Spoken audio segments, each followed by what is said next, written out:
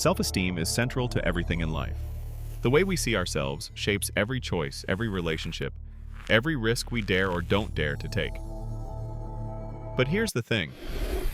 Many of us walk into adulthood carrying invisible wounds to our self-esteem, wounds that were planted in childhood long before we ever realized how much power they held. I didn't always understand this.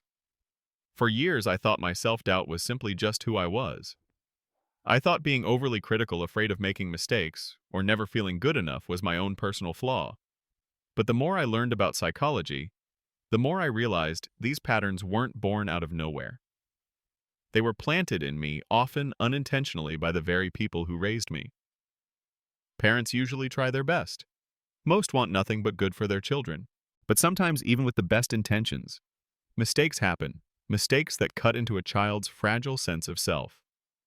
Psychiatrist Dr. Neil Burton once said that low self-esteem often has roots in childhood trauma, not just in the extreme sense of abuse, but also in the subtle, everyday experiences of neglect, harsh criticism, or unrealistic expectations. And those experiences shape us. Today, I want to share 5 signs that your self-esteem may have been destroyed in childhood. These are signs I've seen in myself and friends, in so many people who grew up never quite believing they were enough. If even one of these resonates with you, I hope you'll know you're not alone, and that healing, while difficult, is absolutely possible. The first sign is constant comparison. You find yourself measuring your worth against everyone else's achievements, and no matter what you do, you feel like you never quite measure up. Growing up, my parents often compared me to others, sometimes to my siblings, sometimes to other kids in the neighborhood. Why can't you be more like him? Look how well she did. At the time, I thought it was normal. They weren't being cruel. They thought they were motivating me. Licensed mental health counselor Harsha G. Raya explains that many parents compare their children to push them toward excellence. But instead of building motivation, it often builds insecurity. Here's the problem: children thrive on validation and attention. If you only receive attention when you fail to live up to someone else's standard, you begin to believe you're always behind. And so you grow into an adult who looks at a friend's success not with joy, but with quiet panic. Why am I not there yet? I've felt that pang in my chest scrolling through social media, seeing someone's perfect vacation or new career milestone. Instead of celebrating, I was comparing. That's when I realized this wasn't just a bad habit. It was an echo of my childhood. The second sign is being constantly criticized for your abilities or characteristics. Think about your inner voice. Is it supportive or does it attack you? For me, it was always harsh. You're not smart enough. You're not attractive enough. You're not capable enough. That voice, I later realized, wasn't originally mine. It was borrowed from the negative feedback I received as a child. Licensed clinical social worker and child development specialist Clara Lerner explains that when parents focus too much on what their child lacks, rather than what they are, that child grows up feeling insignificant and unworthy. The most painful part is that many of these criticisms are about things you can't change: your looks, your temperament, your natural abilities. When you grow up hearing those words, you internalize them until they become the soundtrack of your self-talk. That's why so many of us wake up every morning already defeated by the voice in our own heads. Healing begins by rewriting that script, by intentionally choosing to speak to ourselves with the kindness we never received. The third sign is being forced to conform and obey. I grew up in a home where questioning authority was almost unthinkable. My parents believed obedience was respect, and anything else was rebellion. At the time, I didn't realize what that environment was doing to me. According to research from Michigan State University, authoritarian parenting styles often leave children socially inept, indecisive, and with fragile self-esteem. Here's what happens when every decision is made for you.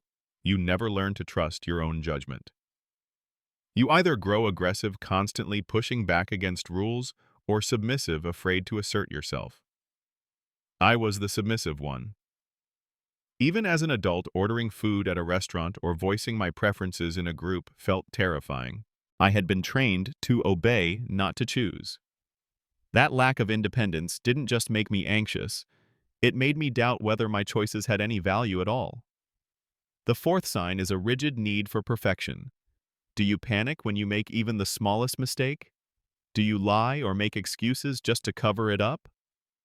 If so, you might be reliving an old coping mechanism. Developmental psychologist Dr. Marilyn Price Mitchell explains that mistakes are essential for learning. Children need to test their resilience to fail and then bounce back. But if you grew up in a home where mistakes were met with harsh punishment or shame, you learned to associate imperfection with danger. That was me. A single forgotten homework assignment could trigger a lecture that lasted hours. Spilling a drink at dinner wasn't just clumsy, it was irresponsible. Over time, I developed an anxiety so sharp that I avoided risks altogether. Why try new things if failure wasn't an option? Why dream big if falling short meant humiliation? The tragedy of perfectionism is that it keeps you safe, but it also keeps you small. And the fifth sign being afraid of your own dreams and goals. As children, we are born dreamers. We imagine impossible futures. We see ourselves as astronauts, artists, explorers. But what happens if every dream you voiced was ridiculed, dismissed, or shut down? Studies, including one by Clark University professor Wendy Grolnick, have shown that parental support and encouragement are directly linked to a child's long-term confidence and motivation. Without that support, dreams shrink. For me, I stopped sharing my goals altogether. I convinced myself it was safer to want less, to keep my head down, to never risk being laughed at. Even now as an adult, I sometimes hesitate before telling people my ambitions, fearing they'll say it's unrealistic. But here's the truth. The fear isn't really about the goal, it's about the memory of being invalidated as a child. And until we confront that, we keep choosing the smaller life, even though we were meant for more. So what do we do if we recognize ourselves in these signs? Healing self-esteem is not quick and it's not easy. But it is possible. Dr. Neil Burton reminds us that rebuilding begins with small intentional acts. For me, it started with listing my strengths even when I didn't believe them. I wrote down the times I succeeded, the moments I was proud, the traits I secretly liked about myself. Over time, those lists began to change the way I saw me. I began practicing positive self-talk not in a fake or forced way, but as a deliberate counter to the voice I had inherited. I made a habit of doing things that made me feel good, exercising, dressing well, eating healthy, and perhaps most importantly, I chose to surround myself with people who supported me, who reminded me that I was enough even when I couldn't see it myself. And so I want to end with this. If you grew up in a way that crushed your self-esteem, it was not your fault. You did nothing to deserve it. Those wounds were handed to you. But healing is your choice. It won't happen overnight, but every step you take to embrace your uniqueness, to validate your worth, to believe in your dreams again, is a step toward reclaiming the self-esteem that should have been yours all along. So let me ask you, which of these signs resonated most with you?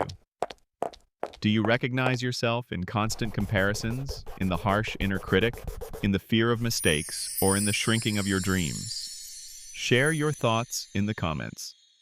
And more importantly, leave a word of encouragement for someone else who might be struggling too. Because sometimes the first step to rebuilding self-esteem is knowing we don't have to do it alone.